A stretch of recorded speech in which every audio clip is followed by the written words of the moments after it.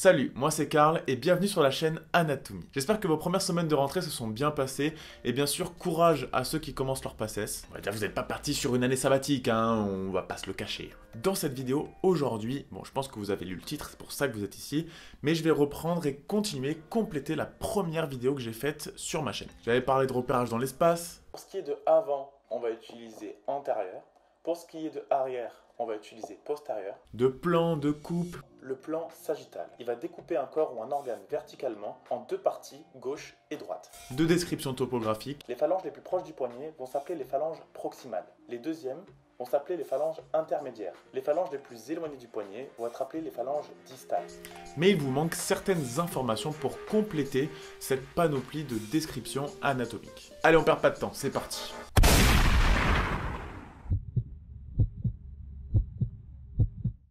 La dernière fois, je vous ai expliqué comment décrire les parties entre elles dans le corps, mais je ne vous ai pas expliqué comment décrire une seule et même partie. Il existe bien sûr différents types, différentes familles, les os, les muscles, les nerfs, les vaisseaux, etc.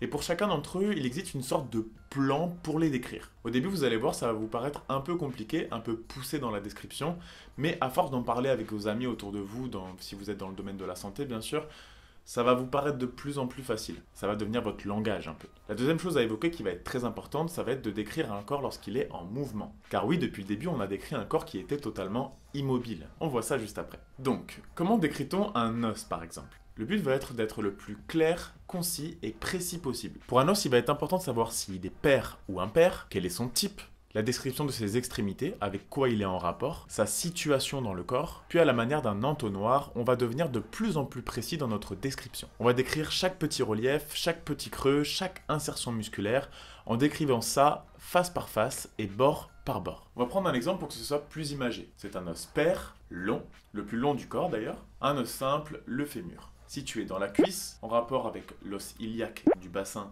et le tibia de la jambe. À partir de ce moment-là va débuter la description beaucoup plus précise. Par exemple, sur la face latérale, on va retrouver le grand trochanter, sur la face interne, le petit trochanter. Enfin, ce genre de petites choses-là que je vous laisse aller regarder dans votre cours, bien sûr. Bien sûr, on pourra aller beaucoup plus loin dans cette description en racontant énormément de choses dessus parce qu'il y aurait beaucoup de choses à dire. Mais là, je vous parle que des points qui sont extrêmement importants. Passons maintenant aux muscles. Les muscles, ça va être un petit peu plus cool, tout simplement parce que là, il n'y a pas de relief, il n'y a pas de creux, etc.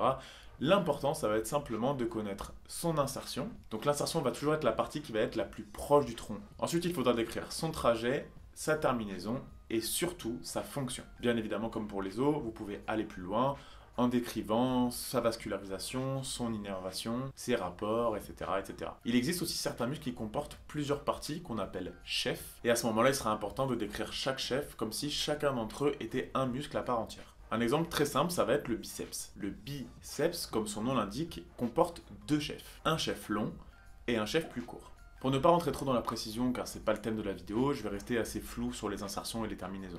Donc pour le chef long, il va s'insérer au-dessus de la glène de l'articulation de l'épaule. Son trajet va être vertical et vers le bas et terminé sur la tête radiale du rapus. Pour le chef court, il va s'insérer sur la coracoïde, rejoindre le chef long et finir sur la même tête radiale. Son rôle va être la flexion du coude et la supination de l'avant-bras. Pour ce qui est de la vascularisation, c'est l'artère brachiale et pour l'innervation, le nerf musculo-cutané. Ça fait un petit peu recette de cuisine sans vie cette description, mais c'est des plans qui paraissent un petit peu flous, compliqués au début, mais avec le temps, l'expérience, par exemple, moi aujourd'hui, je pense que j'arriverai pas à décrire autrement. C'est devenu mon langage courant en fait. Donc n'ayez pas peur, forcez-vous à utiliser ce langage, à utiliser ces plans-là, et ça viendra avec le temps. Ensuite, pour les articulations, c'est un tout petit peu plus compliqué car il y a plusieurs facteurs qui rentrent en jeu. On va avoir besoin de la situation, des rapports, quel os, quel muscle, etc. La fonction que va donner cette articulation, le type d'articulation, les surfaces articulaires, les moyens d'union et la mécanique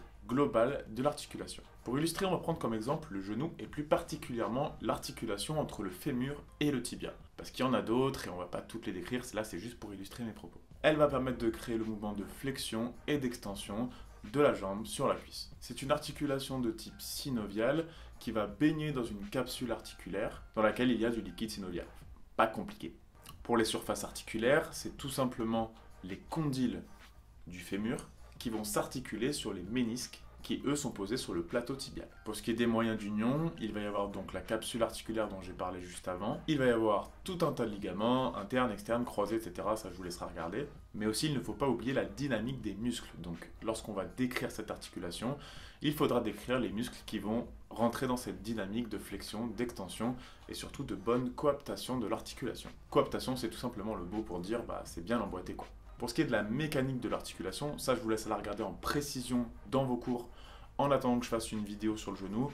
Mais allez regarder en attendant parce que je ne sais pas quand je vais la faire. Mais ça va être tout simplement de décrire exactement à un moment de flexion ou d'extension quels ligaments sont tendus, quels muscles fonctionnent, où est l'articulation. Ça va être vraiment de décrire à un moment T comment est l'articulation et comment elle fonctionne. Pour les articulations, de toute façon, j'ai prévu de vous faire une vidéo dans les semaines qui suivent, donc n'hésitez pas à mettre la petite cloche, comme ça vous êtes au courant dès qu'elle sort. Et enfin, pour en finir avec cette description, dernière famille, les vaisseaux et les nerfs.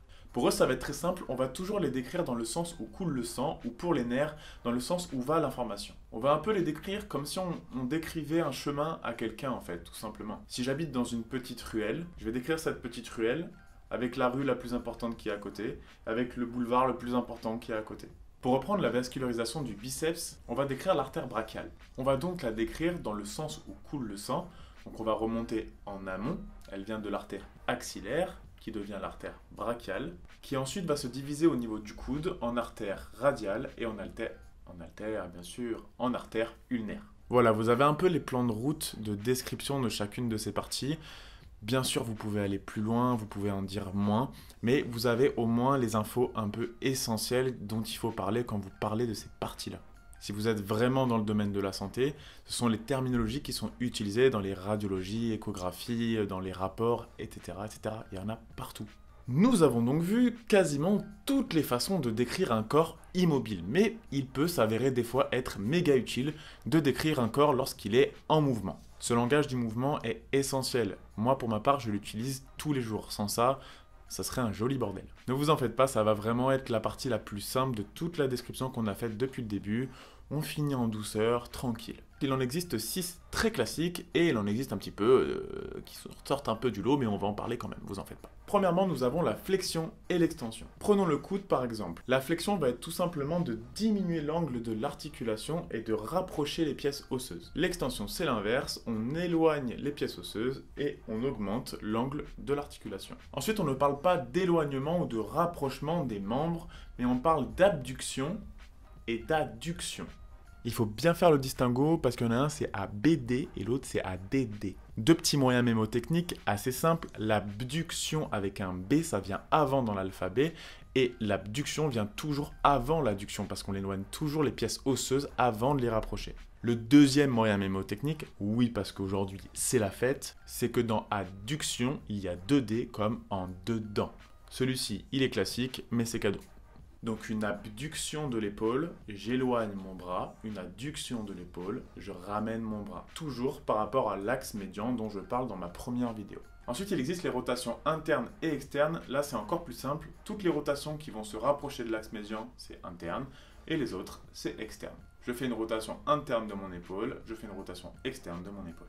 Ensuite, on ne parle pas de se pencher sur les côtés, mais plus d'inclinaison. J'incline la tête à droite, j'incline la tête à gauche. Et enfin, on retrouve certains mouvements que l'on ne retrouve que dans certaines parties du corps. Par exemple, le mouvement de translation qu'on va retrouver au niveau des vertèbres cervicales, le mouvement de sonnette interne ou externe qu'on va retrouver au niveau de l'omoplate. Lorsque l'on va faire une abduction, par exemple, l'omoplate va se diriger vers l'extérieur et on appelle ça une sonnette externe. Lors de l'adduction, par conséquent, sonnette interne. Ne me demandez pas pourquoi ça s'appelle comme ça. Vous avez aussi les mouvements de supination et de pronation qui concernent l'avant-bras. Il s'agit de la fonction de l'articulation entre l'ulna et le radius. C'est tout simple, rappelez-vous de la position anatomique de référence qui est à peu près comme ceci. Lorsque vous allez emmener les mains vers l'intérieur, il s'agit d'une pronation et les mains vers l'extérieur, il s'agit d'une supination. C'est le mouvement typique lorsque l'on utilise un tournevis.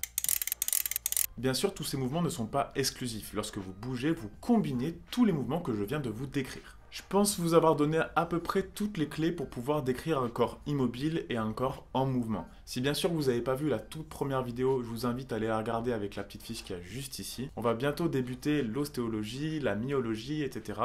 Et tous ces termes, ils sont essentiels. En attendant, je vous invite à mettre la petite cloche pour être hyper sûr de savoir quand la prochaine vidéo sort. Et en attendant, prenez soin de vous.